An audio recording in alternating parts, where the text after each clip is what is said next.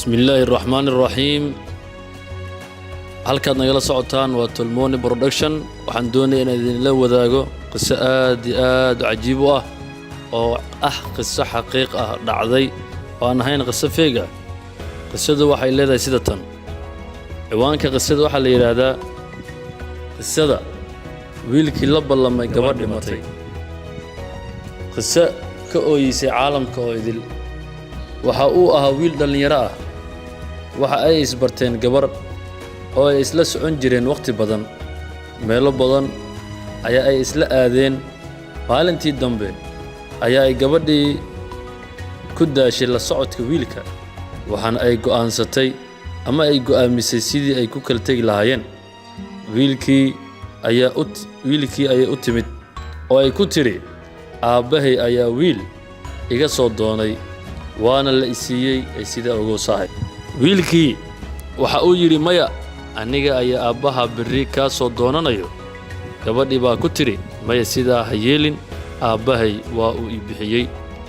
wiilkii ayaa adana waxa uu yiri, aan isla baxsanno ama sawirkaaga ayaan aabbaha u diray, macnaha kulli sawir buu ka hayay. gabadhu waxay tiri, sawirkayga ha dirin, waad garan kartaa waxa ka iman karo. wiilkii ayaa waxa uu yiri, waaye haye iraac, aan isla baxsanne. gabadhu waxay tiri, haye. sida ay ku baxeen markii ay waxoogaa socdeen, macnaha xoogaa ay socdeen iyo waxa ay ku soo baxeen qabuuro. gabadhii ayaa tiri, qabuurtan ayaan gelayaa si aan qabriga hooyaday faatixada ugu soo akhriyo. wiilkii ayaa ku yiri, maya, iska dhaaf, gabar ayaa tahay, macnaha gelin.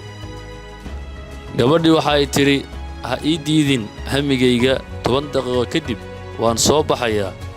wiilkii waxa uu yiri, aan ku raaco. gabadhii waxay tiri, maya, halkaaga igu sug, aniga ayaa soo baxayee. sidaa ayaa ay qabuurtii ku gashay. wiilkiina uu gaariga ku sugayay, gaari bay wateen, gaariga ku sugayo. waxaa soo wareegtay 10 daqiiqo, 20 daqiiqo, nus saac. xilligu waa habeen. wiilkii cabsi ayuu dareemay. waxa uu galay qabuurtii. waxa uu u tegay waardiyihii qabuurta oo Bakistaani ah. wiilkii ayaa la hadlay waardiyihii oo ku yiri, aaway gabadhii hortaada soo martay wax yar ka hor. waardiyihii waxa uu yiri, hortayda cidna sooma marin, qabuurtaana cidna sooma gelin. casirkii kadib wiilkii ayaa booliska u yeeray. booliskii waa ay yimaadeen. waxa ay isla qabteen waardiyihii iyo wiilkii. wiilkii ayaa hadalka bilaabay oo sheegay in gabar ay qabuurta soo gashay oo aanay dib u soo laaban. wiilkii waxa la weydiiyey caddeemo. markii la arkay qoraalladii iyo warqadihii ay ku xiriireen, arrintu run ayay u ekaatay. kadib waardiyihii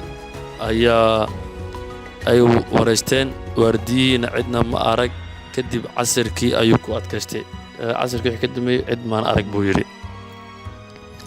qaadigii waxa uu wacay gabadha aabbeed. waxa uu ku yidhi, heblaayo aabbeed sooma tiid? haa ayuu ku jawaabay. qaadigii waxa uu yidhi, meeday gabadhaadii? aabbe wuxuu yidhi, 2 sano ka hor ayaa ay dhimatay.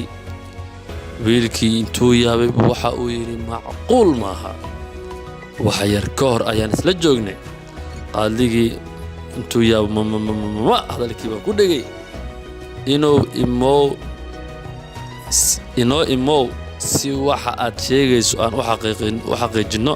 aabbihii baa layidhi. aabbihii waa uu yimid. waxaa la isla aaday xaggii qabriga gabadha. qabrigii gabadha ayaa qodid lagu bilaabay. mar allaal markii ay qodeen waxa ay ku arkeen wax ay la wareereen dhammaantood. hoos ayaa ay qabriga u sii galeen si ay u ogaadaan waxa ay arkeen. si ay u ogaadaan, hoos ayay u sii galeen. waxa ay arkeen oo wax aan la tilmaami karin oo dhammaan cajab geliyey. waxa ay arkeen waxa uu ahaa. maxaad u malaynaysaa? aada u mahadsantihiin sidaad noo soo daawateen ood noo soo dhegaysateen qisadaas oo dhammaystiran. la soco qaybta labaad iyadoo intaa ka sii faahfaahsan. si aad ula socotaanna like saara, subscribe dhaha, share gareeya page-ka janaalka waa janaalkiinni gacmo fara kusoo dhawaada aad aa u mahadsantihiin